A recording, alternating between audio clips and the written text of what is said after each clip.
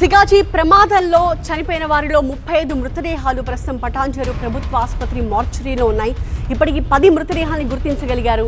గుర్తుపట్టలేనంతగా శరీరాలు కాలిపోవడంతో మిగతా 25 మందిని గుర్తించడానికి DNA పరీక్షలు జరపడానికి ఏర్పాట్లు చేస్తూ ఉన్నారు. అయితే రిపోర్ట్స్ రావడానికి 2 రోజుల సమయం పట్టే అవకాశం ఉంది.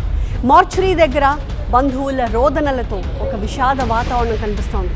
మరిన్ని డీటెయిల్స్ని మా కరెస్పాండెంట్ శ్రీధర్ అందిస్తారు.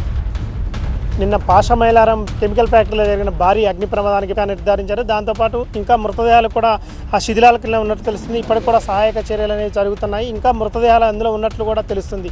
ఇక్కడికి పటాన్చెరు ప్రభుత్వ ఆసుపత్రికి మాత్రం ఇప్పటివరకు 36 మృతదేహాలు వచ్చాయి. అందులో మాత్రం ఇప్పటివరకు 10 మందిని ఐడెంటిఫై చేశారు. ఇంకా 26 మృతదేహాలను మాత్రం ఐడెంటిఫై చేయాల్సి ఉంది. అందులో దాదాపుగా చాలా మృతదేహాలు కూడా పూర్తిగా కాలిపోయిన స్థితిలో ఉండడంతో మాత్రం వాటిని గుర్తించలేని విధంగా ఉన్నాయి.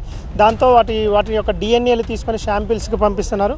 ఆ DNAలు వచ్చిన తర్వాత మాత్రం అంటే DNAలు శాంపిల్స్ రావడానికి దాదాపు 48 గంటల సమయం పడుతుందని తెలుస్తుంది. 48 గంటల తర్వాత మాత్రం వాటిని కుటుంబ సభ్యులకు అప్పగించే అవకాశం ఉంది. ఇప్పుడు 10 మృతదేహాలు మాత్రం గుర్తించారు. మిగతా 26 మృతదేహాలు గుర్తించలేని విధంగా ఉండడంతో వారి కుటుంబ సభ్యులకు మాత్రం సమాచారం ఇచ్చారు.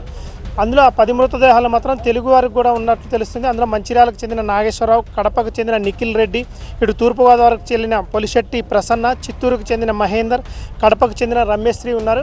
దాదాపుగా ఈ ప్రమాదంలో మాత్రం ఎక్కువగా నార్త్ సైడ్ అంటే బీహార్, ఛత్తీస్గఢ్, ఒరిస్సాకు చెందిన కార్మికులు ఎక్కువగా చనిపోయినట్లు తెలుస్తుంది. మొత్తం కూడా ఈ ఫ్యాక్టరీలో వలస కార్మికులు ఎక్కువగా పనిచేస్తున్నారు.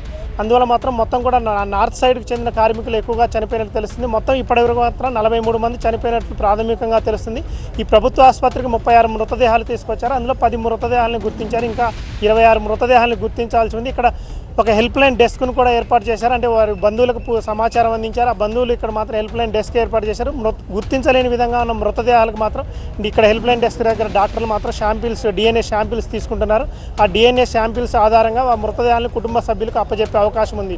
ఆ DNA శాంపిల్స్ కూడా రావడానికి మాత్రం ఇంకా 48 గంటలు పట్టే సమయం ఉందని, అంటే వారి కుటుంబ సభ్యులకు మాత్రం మృతదేహాలు అందించడానికి ఒక 2 రోజులు కూడా సమయం పట్టే అవకాశం ఉన్నట్టు తెలుస్తుంది. కెమెరా పర్సన్ వెంకట్తో శ్రీధర్, TV9 హైదరాబాద్.